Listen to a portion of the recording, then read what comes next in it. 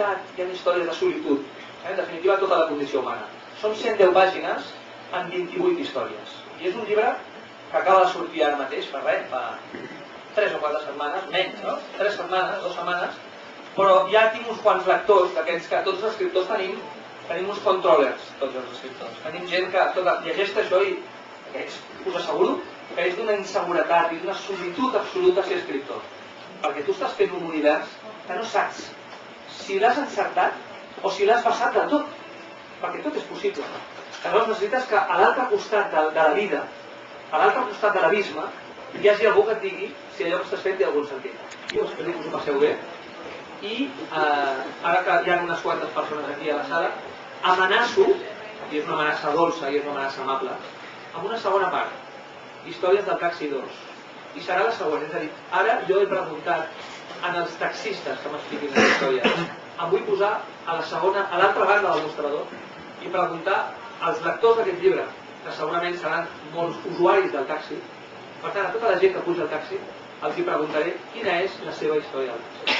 Era un seguidor de son pare, que havia estat un home que ha tingut un gust excel·lent, tant per l'escriptura com per tot el que ha fet, i per tant jo era un seguidor. El dia que el vaig conèixer, em va venir a veure un dia a l'emissora, i em va deixar un grapat de coses, locutor, home de televisió, escriptor, bueno, un cul inquiet, que podríem dir. Demanar perdó perquè segurament que el meu lèxic i el meu català potser no dona el que hauria de donar, tot i que ja fa 40 anys que no soc. Això dels catalans, que cada un neix allà on vol. Jo vaig dir, per tant, alguna nit poder tornar a fer de cita, a veure si em passen aquestes històries, perquè algunes, jo he de dir la veritat, no me n'han passat, fins i tot no me crec que això pugui ser cert, però hi podia ser-hi, no? De cites se'n parla molt, que lliga, res, tio. Jo a uns anys no em vaig menjar mai un rellotge, no? Ni em van regalar un rellotge, ja no deu ni com de menys.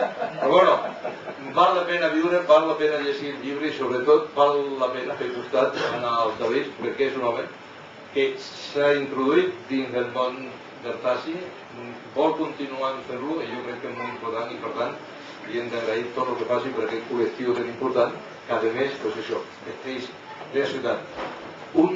Una persona que, com la meva, el 20, que feia molts anys... El 20 de Teletaxi.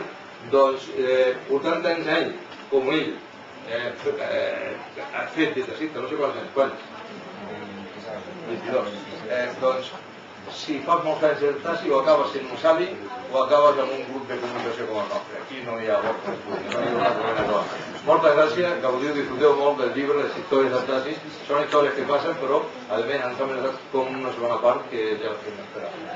Moltes gràcies.